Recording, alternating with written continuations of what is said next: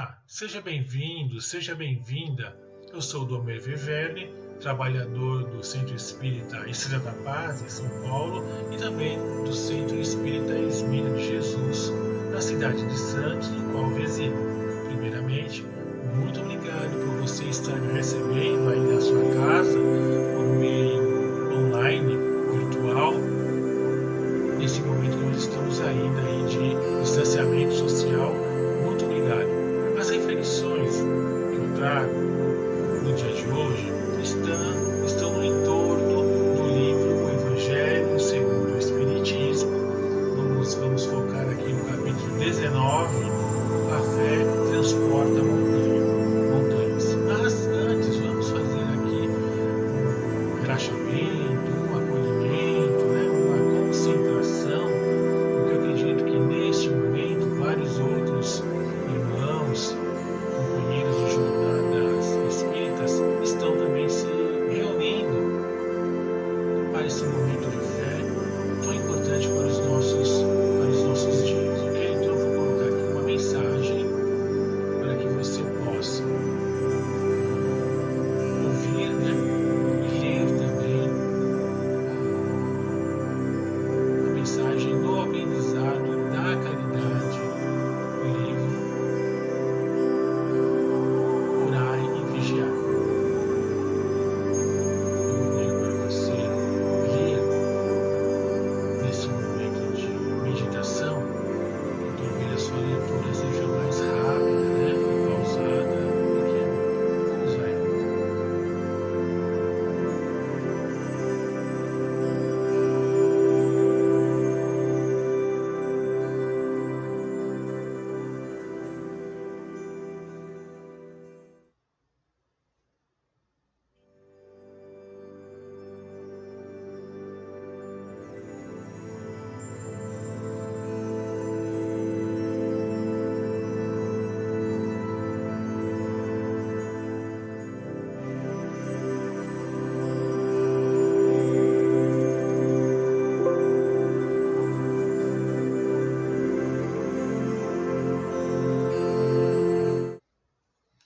Então vamos dar continuidade ao tema de hoje, que é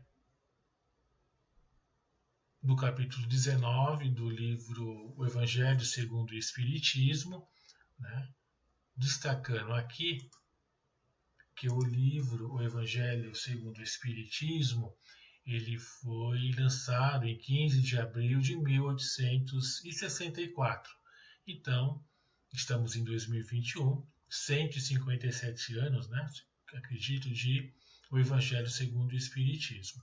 Então, no capítulo 19, encontram-se vários outros itens também, ok? Que são exatamente esses. O primeiro é o poder da fé, o qual é objeto das nossas reflexões. Mas há também a fé religiosa, condição da fé inabalável, parábola da figueira seca, ok? Instruções dos Espíritos com os subtemas a fé, mãe da esperança e da caridade, e a fé divina e a fé humana. Então, há bastante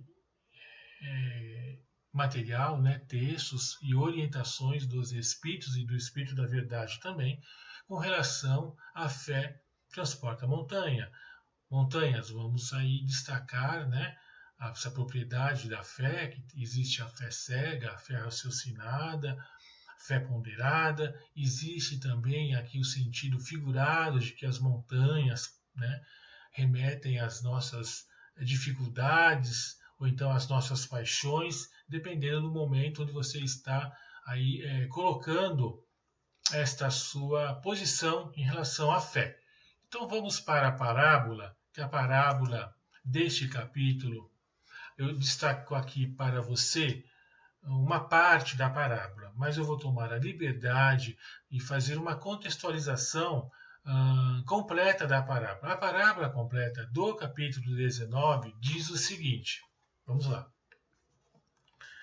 E depois que veio para onde estava a gente, chegou a ele um homem que, posto de joelhos diante dele, lhe disse: Senhor, compaixão de meu filho que é lunático e padece muito, porque muitas vezes cai no fogo e muitas vezes na água. São sentidos figurados das palavras. E tendo-o apresentado a teus discípulos, e eles o não puderam curar. E respondendo Jesus disse: Ó geração incrédula e perversa, até quando hei de estar convosco? Até quando vos hei de sofrer? Trazei-mo cá. E Jesus o ameaçou e saiu dele o demônio. E desde daquela hora ficou o moço curado. Então se chegaram os discípulos a Jesus, em particular, e lhes disseram, né? Por que não pudemos nós lançá-lo fora? Jesus lhes disse: por causa da vossa pouca fé. Porque na verdade vos digo que, se tiverdes fé como um grão de mostarda, direis a este monte: passa daqui para acolá, e ele lhe há de passar, e nada vos será impossível. Então, a partir desta parábola, destas colocações e ensinamentos de Jesus, as explicações e orientações dos Espíritos por meio aqui da psicografia de Allan Kardec. Então, logo no tomo 2, após a parábola, há um destaque bastante interessante de orientação que diz o seguinte: ao próprio bom senso é certo que a confiança nas próprias forças nos torna capazes de executar coisas materiais que não poderíamos realizar quando duvidássemos de nós mesmos. Então, um grande elemento, né, da fé é você acreditar, você crer em Deus, crer da espiritualidade superior e crer em você mesmo, né? Tenha fé, tenha aí coragem nas realizações que você precisa estar fazendo ao longo da sua caminhada ou quando você se depara num determinado momento, que é exatamente essa montanha que Jesus nos coloca e que talvez ao longo de nossa jornada aqui na Terra ela pode aparecer várias vezes.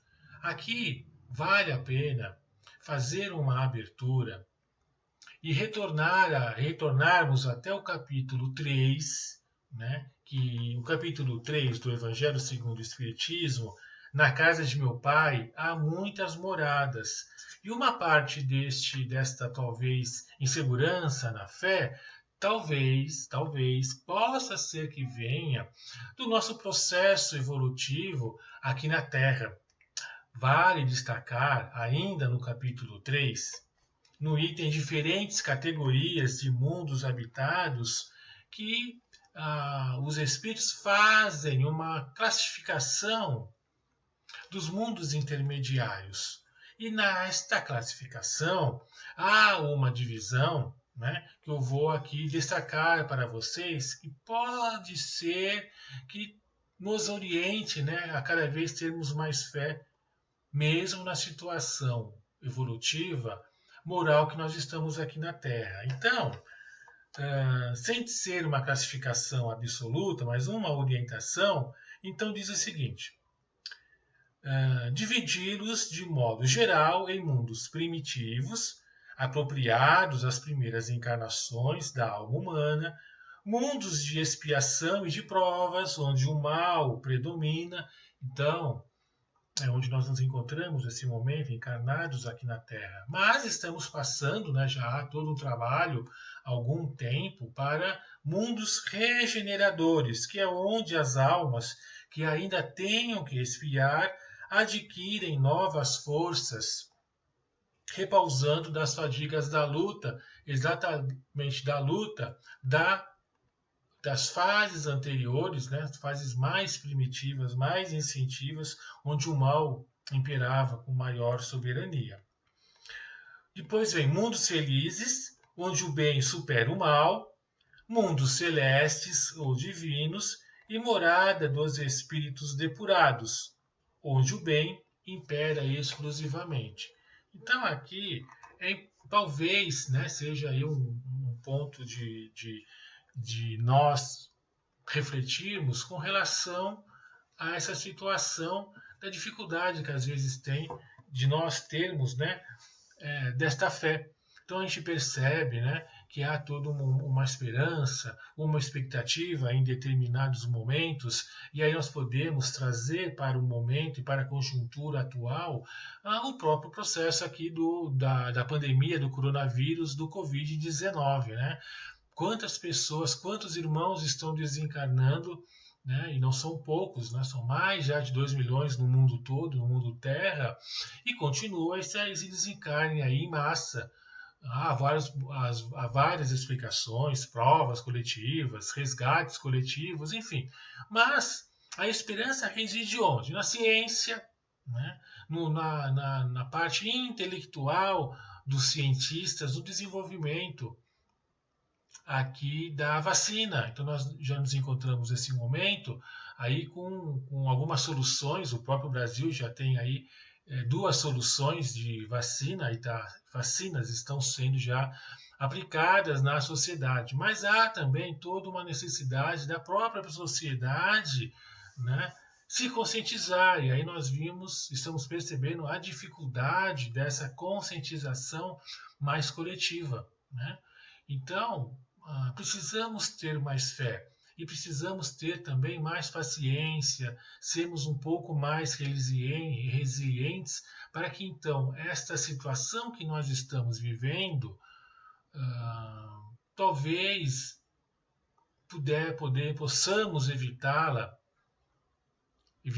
né, novamente para frente, para o futuro, uma vez que nós possamos perceber que esta nossa fé ela é grande e que os desafios, principalmente os desafios morais, eles possam ser superados. Mas precisamos então para isso estarmos sempre atentos, sempre vigilantes para que essa situação não se deteriore, para que nós possamos passar para mundos regeneradores, fazendo parte desta regeneração e contribuindo para a evolução do planeta, além da própria nossa evolução.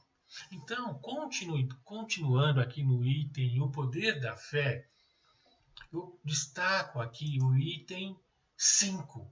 Né? O item 5 desse O Poder da Fé, ele traz o seguinte: o poder da fé participa da ação, né, direta e especial do magnetismo, com cujo fluido, como agente universal, o homem age, modificando-lhe as propriedades e dando-lhe uma impulsão, por assim dizer, irresistível. Então, por meio da nossa própria energia, né? Então você vê que a espiritualidade já nos orienta. Parta de você mesmo a iniciativa. A sua ação, né? A sua energia, a sua força, catalisada com os bons pensamentos para o bem, proporcionará uma fé raciocinada, uma fé equilibrada para o seu dia a dia e para a ajuda do próximo. Então, por isso que na maioria das vezes, as sessões públicas, né, ocorrem assim na sua grande maioria, por exemplo, de segundas-feiras às 20 horas, onde as casas espíritas, os seus dirigentes, os seus trabalhadores, voluntários, diretos ou indiretos, mais ajuda da espiritualidade, buscam unir todos esses esforços individuais que vão depois se tornando coletivos em torno de um bem maior. Esta fé que nós temos e que às vezes nós duvidamos e achamos até que não temos, ela existe, ela já é latente, ela vem conosco.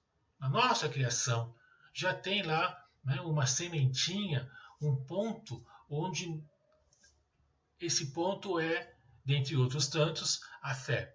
Mas a gente às vezes fica meio inseguro. ou quando temos algum momento, uma situação ou familiar, ou às vezes até profissional, ou acadêmica, ou até social, a gente acaba ficando meio vulnerável, abaixamos a nossa guarda. Então, quando nós abaixamos a nossa guarda daquele momento de vigiai e orai, então damos abertura para que a influência exterior, a sua maioria negativa, muitas vezes acaba então nos desviando deste nosso momento de fé. Então, amados irmãos, vamos trabalhar, vamos enfrentar as dificuldades, mas vamos enfrentá-las com fé, com coragem, com determinação, sempre lembrando, né, que aqui na Terra, na maioria das vezes, nós já encarnamos e reencarnamos mais de uma vez, estamos num processo de evolução e, para tanto, há necessidade, né, de nós termos esta fé, um equilíbrio emocional, mesmo nos momentos de dificuldades. Lembrando que Jesus, o Deus, né, e Deus também não nos proporciona trabalhos e tarefas além das nossas próprias forças. Então precisamos acreditar que nós tenhamos, né, essa situação de superar alguma dificuldade. E também tenhamos, né, humildade, que no momento de fraqueza, de desespero, né, de talvez uma tristeza, procure um amigo, uma amiga, entre em contato com os dirigentes da Casa Espírita, vamos fazer uma vibração, mesmo que online, para que então possamos aurir da espiritualidade as energias para o nosso reequilíbrio e para o estabelecimento das forças na nossa fé. E continua ainda assim o próprio ponto, né? O próprio item. Por isso que reunir a fé ardente, uma grande potência fluídica normal. Então aqui olha que interessante, onde ele destaca, né? Ele reforça que a fé advém de uma potencial ação fluídica nossa, né? Que nós conseguimos gerar. Pode, pela simples vontade dirigida para o bem, operar extraordinários fenômenos de curas e outros, outrora considerados prodígios e que são apenas consequentes de uma lei natural. Então, percebemos o quanto que é importante essa nossa força moral para que possamos, então, imprimir, né, uma ação fluídica por meio do nosso pensamento e aí, então, dirigir e ter esta fé, esse amor, essa paz no nosso interior como equilíbrio moral e também para o próximo. Que se nós que estamos na caminhada espírita, no centro espírita, todas as semanas, participando ativamente dos trabalhos, às vezes somos colocados ou temos colocado a nossa fé em xeque, né? Você já imagina aquele que ainda não encontrou esta oportunidade de sequer ter o Evangelho segundo o Espiritismo na sua mesa, na sua casa, com os seus familiares. Então vamos ser bastante perseverantes, né? Solidários, vamos fazer parte desta humanidade que evolui, que progride e que sempre tenhamos a certeza de que nós não estamos sozinhos, não estamos desamparados. Vamos a crer e acreditar no nosso anjo de guarda e nessa falange de espíritos amigos protetores que estão a todos os instantes nos orientando e nos protegendo. E para concluirmos, né, eu trago aqui uma mensagem de Chico Xavier do livro aí Verdade e Luz, onde ele diz o seguinte: filho, tem muita gente colocando preço na fé. Você não tem que pagar ninguém para Deus te ajudar. Então, é gratuito, né? Então, o que você recebe gratuito, você dá gratuitamente. Mas, principalmente, esta situação de que não há necessidade do bem material para você ter fé. Basta você fazer uma prece, né? Você se equilibrar, buscar a sua reforma íntima, ajudar ao próximo da maneira mais simples possível. E aqui ele coloca que não há necessidade de pagar por isso, mas por meio de um pensamento, de uma palavra amiga, de um olhar, uma vez que neste momento a gente não está podendo se abraçar por causa da pandemia, né? Mas o quanto que é importante, então, as palavras, os pensamentos positivos, mesmo nós estando mais isolados, mais distanciados, né? Talvez aí seja uma grande oportunidade de nós colocarmos a nossa fé em numa veracidade, né? Porque talvez em casa você tenha aí algumas dificuldades com outros entes queridos, né? Com os filhos, com maridos, com outros parentes que estão aí residindo na sua casa já faz bastante tempo, né? Já estamos aí praticamente fazendo 12 meses desse distanciamento, então há necessidade de ter bastante equilíbrio emocional e o Evangelho nos convida e nos proporciona esta situação de equilíbrio, ok? Principalmente o equilíbrio no lar. E para concluir, né, eu trago aqui então de Meimei esta outra mensagem, né? Auxilia e perdoa sem falar de